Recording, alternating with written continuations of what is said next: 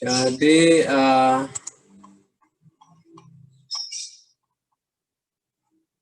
sebagai ilustrasi, saya ulangi, kelas ini diibaratkan sebagai sketsa sebuah rumah, kemudian instansiasi objek itu adalah sebagai proses membangun rumahnya itu sendiri, dan objek adalah bangunan rumahnya yang sudah jadi. Oke. Ini sederhananya, jadi untuk membantu mempermudah pemahaman tentang bedanya kelas, bedanya instansiasi, dan bedanya objek di dalam OP. Ini macam-macam built-in class di dalam Python, ada div, doc, name, module, dan basis. Ada main juga ya. Nah, kemudian tata cara pembuatan program object oriented di Python sederhananya hanya terdiri dari 1, 2, 3, 4, 5 ya. 5 aturan. Pertama, untuk mendefinisikan kelas atau membuat sebuah kelas, kita menggunakan keyword class, kemudian diikuti oleh nama kelasnya. Kemudian, setelah kelas dibuat, kita lakukan serahkan atau kita bikin konstruktornya di dalam Python dengan menggunakan keyword def, kemudian init, dan diikuti oleh parameternya. Parameter wajib itu self, ya. Dan yang lainnya ini sesuai kebutuhan, ya, sesuai dengan parameter atau sesuai dengan variabel yang digunakan di dalam kelas. Dan di bawah definisi konstruktor, kita lakukan inisiasi nilai-nilai parameter atau nilai-nilai atribut dengan mengacu kepada nilai parameter atau atribut yang dikirimkan dari instansi atau dari instansi objek, ya. Kemudian nama metode atau metode di dalam kelas kita bikin atau kita buat dengan menggunakan keyword def, ya.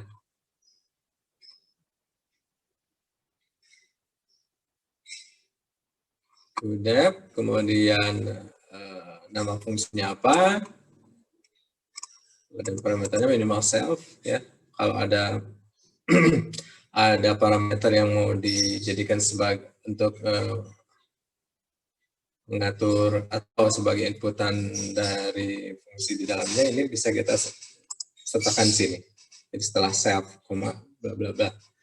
Kemudian objek instansinya atau proses pembuatan instansinya, nama objeknya apa, kemudian kita ikuti dengan sama dengan, dan di paling kanan itu nama kelasnya. Kita memanggil nama kelas lengkap dengan parameter yang ada di dalam konstruktor. Jadi di sini parameter yang kita asingkan, ya, atau kita berikan itu harus sesuai dengan parameter yang ada di dalam konstruktor. Ya. Kalau kurang pasti error, apalagi kalau lebih, ya. Kalian bisa coba sendiri, nanti misalkan parameter dari instannya tidak sesuai dengan parameter yang ada di konstruktor, apa yang terjadi? Kalian nanti simpulkan sendiri. Kemudian, untuk memanggil metode yang ada di dalam sebuah kelas, itu dengan cara kita sebutkan nama objeknya apa, misalkan di sini objek 1, ikuti dengan tanda titik, kemudian berikutnya adalah nama fungsinya apa. Ya. Kalau parameter hanya self saja, kita tidak usah menuliskan parameternya apa, ya. Biarkan buka kurung tutup saja. Kalau ada parameternya atau variabelnya baru kita berikan di situ. Oke, ini konvensi dari Python. Ada pertanyaan, silakan. Pak, izin bertanya, Pak. Ya, silakan.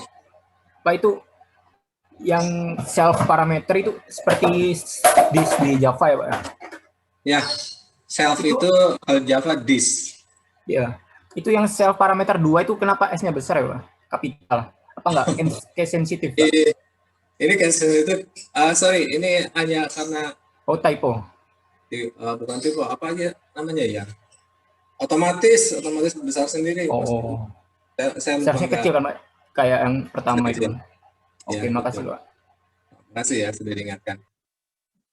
Ada lagi silakan.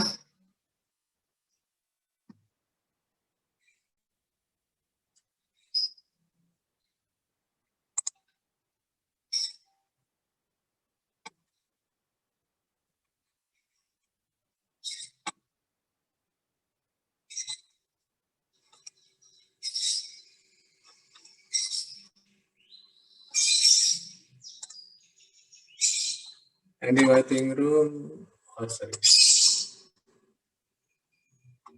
Oke, itu tadi saya mengulas kembali sedikit tentang OP-nya ya.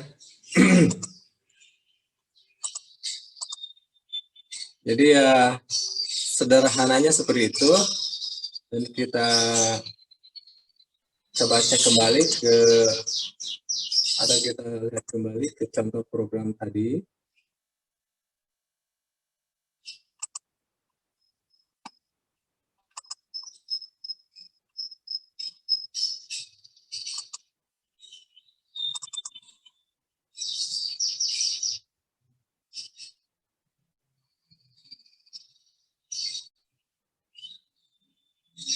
Oke, ini contoh programnya.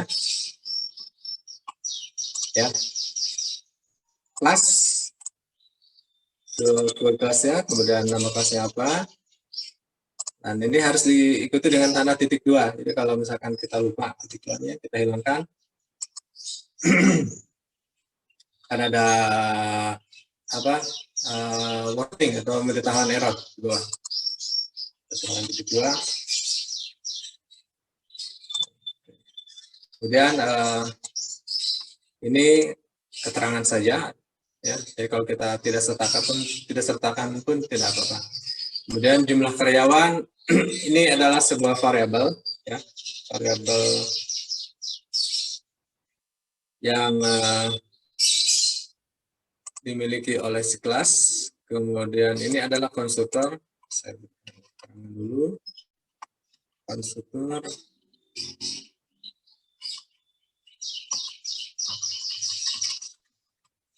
Konstruktor menggunakan keyword div, unit, self, nama gaji. Nama, koma, gaji. Kemudian self nama ini kita isi atau inisiasi dengan isi dari variabel yang dipasingkan oleh si pemanggil atau oleh si instance. Kemudian karyawan titik. Nah, ini untuk mengisi variabel yang ada di luar bangunan konstruktor, kita memanggil dengan seperti ini. Ya, caranya kita sebutkan nama kelasnya apa, ikuti oleh dengan titik. Ini kayak nested class ya. Oke, nah ini konstruktor.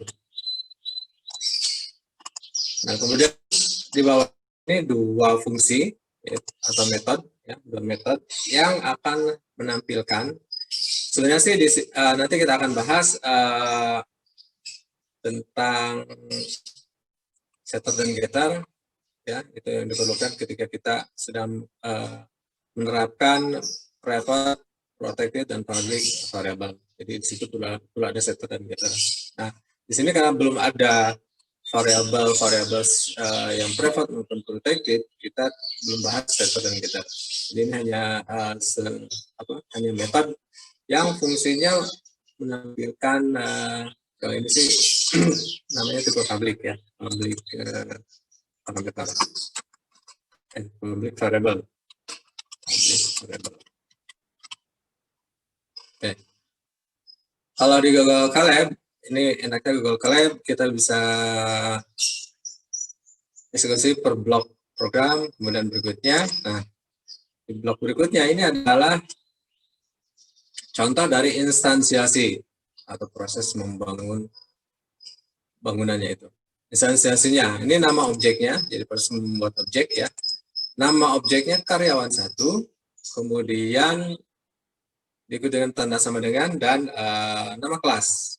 Nah, di dalam kelas ini parameter yang kita sertakan mengikuti apa yang ada di konstruktor. Sekarang kita coba kalau misalkan kita hilangkan salah satu parameternya.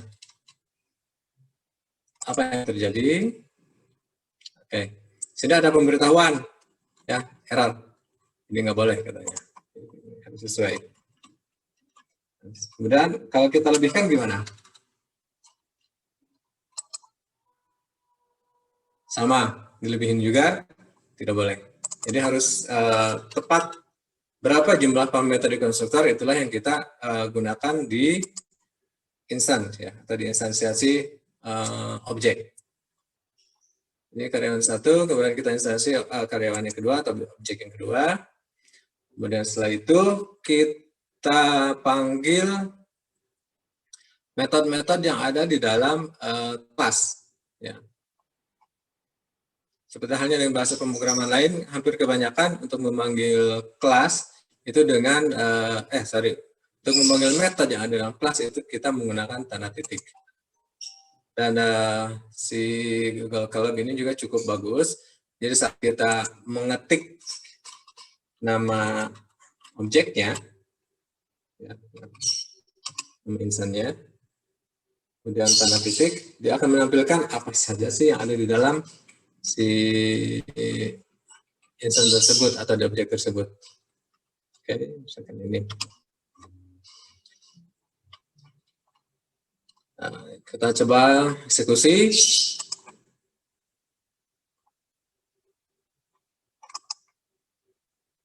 Tukang karyawan 2.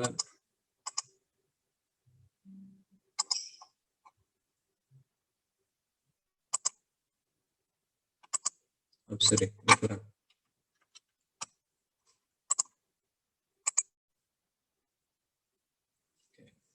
Antara objek 1 dan objek 2 untuk tampilan tampilan variabelnya sama, ya, karena mengacu kepada variabel dari karyawan yang sama, jumlah karyawan, jadi isinya pasti 2.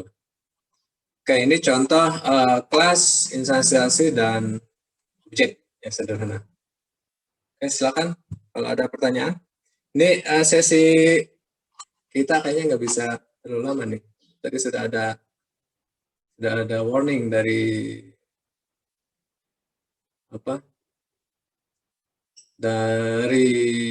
Zoom-nya.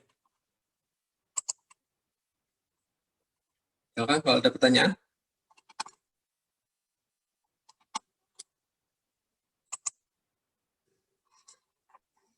Sudah ada. Oke, ini contoh sederhana lainnya. Di sini ada kelas, kemudian nah, sesuatu yang berbeda di sini, self-nya diganti dengan my object. Kemudian kalau yang lainnya sama, kita lihat hasilnya seperti apa. Oke, di sini sama, ya. Jadi self bisa kita ganti.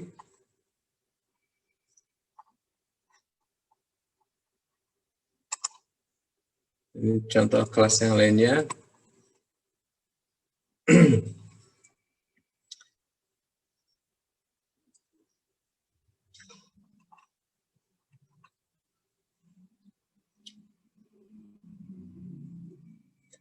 Nah, di contoh yang kedua ini, untuk nama method, ya, nama method my function, ini nama variabelnya ABC. Oke.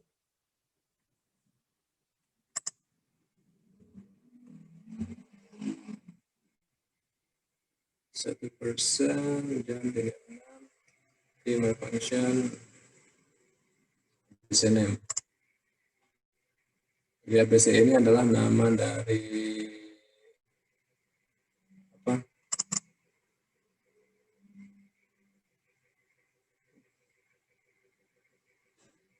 nama parameternya, ya. Nama parameter adalah seperti sebuah kelas, ya.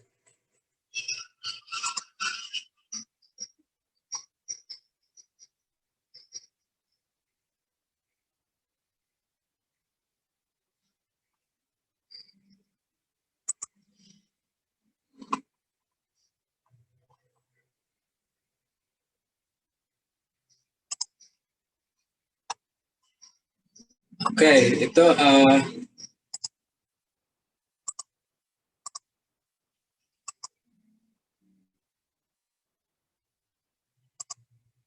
saya kira untuk penjelasan hari ini, jadi kita sudah saya sudah memaparkan tentang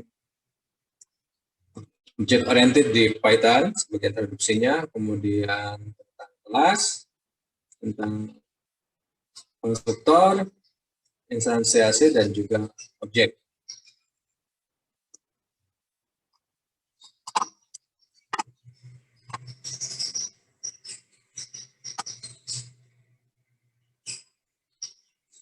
Silakan, ada pertanyaan?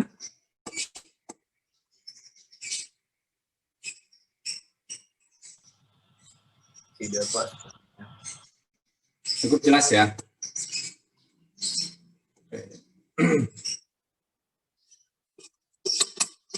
Mungkin di pertemuan berikutnya kita akan nanti bahas tentang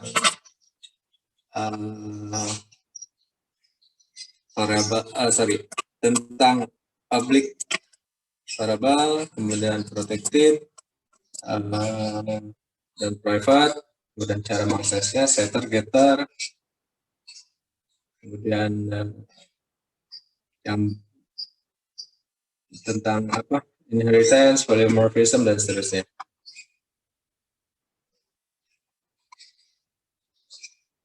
Oke, tidak ada pertanyaan lagi. Kalau tidak ada pertanyaan, mungkin untuk sesi ini saya cukupkan sekian. Nanti materi akan saya share di